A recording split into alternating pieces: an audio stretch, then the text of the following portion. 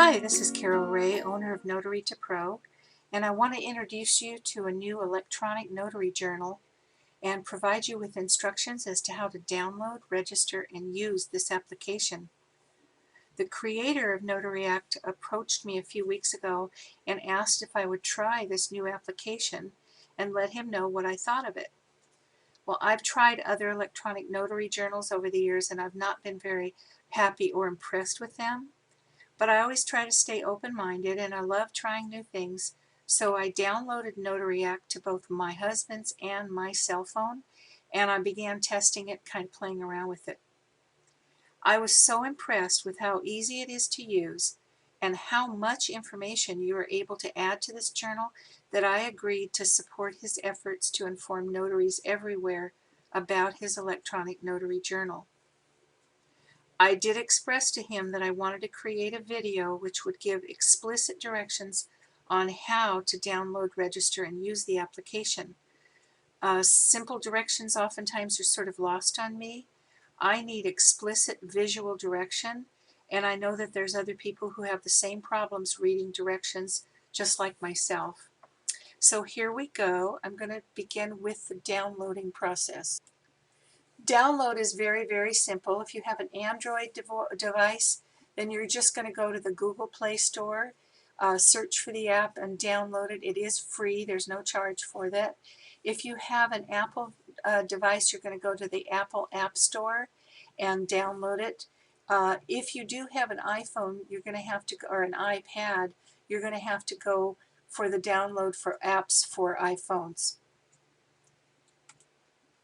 Now the next thing that you're going to do is you're going to register, and I suggest that you register for the free trial. You're just going to go to their website at notaryact.com. Now once the free trial period, which is 30 days, is over with, then you're going to be charged a nominal monthly fee if you decide to keep the journal, or you can pay for this on an annual basis. The cost per month is $4.99. Or they do give you a discounted annual fee of $50. Now for Notary to Pro students, they're going to be giving you a code which will allow you to pay $3 per month or $30 for the first year.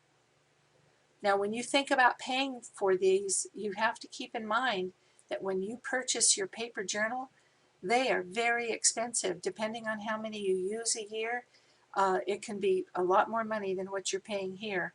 Don't forget, with each journal you order, you're also paying for shipping and handling in most cases. I was very pleased to find out that they actually have a page on their website for me. And if you want to go there and register, it's register.notaryact.com/Carol Ray. And as you can see, you'll be filling in your first name, last name, email address, the state, your phone number, and a password. Now, if you have a password or passwords that you use on a regular basis, then you're fine, you're good to go. But if you create a new password, don't do what I do, which is to create it, type it in, leave the website, and forget what it is. Just be sure and write it down. Okay, now you have downloaded and registered the app. Now you're ready to start working it. When you open it up in your on your device, the first thing you'll see will be the login page.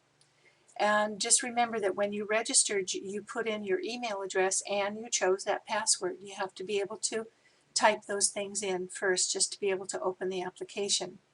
So once you've input that information, then you just click on login and you're ready to go. The next thing you're going to come to is a screen that says new entry. And if you're ready to input the information, just click on the new entry. And when you do that, keep in mind that this is very much like opening up your notary journal and beginning the process of adding all the information that you need into the journal. So just like a paper journal, but easier to use, and you can read the writing, you're going to write in all the information such as the signer's name, address, etc. And then the next most important thing is that you're going to record the type of identification that you are using. So in this case, it is a driver's license. It's just a simple click of the mouse, and it inputs the driver's license so that it's actually very readable and so easy to do. One of the things that really impressed me was how clear everything comes out. Even from when you're looking from your phone, you can definitely see all the details on the driver's license, and that's a wonderful record to keep. Another thing about having a photograph is that there's not going to be any errors in what you're actually writing down. Sometimes when we're filling information out on our journal, oh my gosh, the driver's license numbers, there's so many numbers and letters combined, and then you've got the, the expiration and everything, and it's so easy to transpose numbers or put something down incorrectly. And this way you have error-free information right in your journal. The next thing that you can choose to do, with permission, of course, of the signer, is to take a picture of the signer. That's indisputable evidence that you might need at a later time, that the person who signed was the person that they say they were. And again, it's just a click of the mouse, and it enters it right into the journal. One of the things that I thought was really terrific about this application is the amount of information that goes into that journal. And I'll tell you something, you may not believe it, but it can happen to you that you can wind up in court as a witness at the very least. There's so many things going on. There's a lot of fraud cases involving buyers and sellers and lenders and borrowers, and many, many times the notary is taken into court and used as a witness. Having this electronic journal, I mean, you can download, print out everything that's in the journal. This is absolute and perfect evidence to support any claims that you make, and it could be used to defend yourself. Now, last but not least, I kind of wondered, how do you go about putting the borrower's signature or the signer's signature into the journal? And it's so simple. You just hand them the device, and they can use their finger to sign their name, or they can use a stylus, and there it is. Now, this is one of those things that this journal has that I've never heard of before, and it kind of blew me away. There's something that you can just click, which is a GPS, and when you do that, it automatically will record the date of the signing, the time of the signing, and your location, because it tracks where you are, and that is all recorded. Another thing that makes this so easy is that they have a long list of documents for you to choose from when you're having to describe the document that you're acknowledging.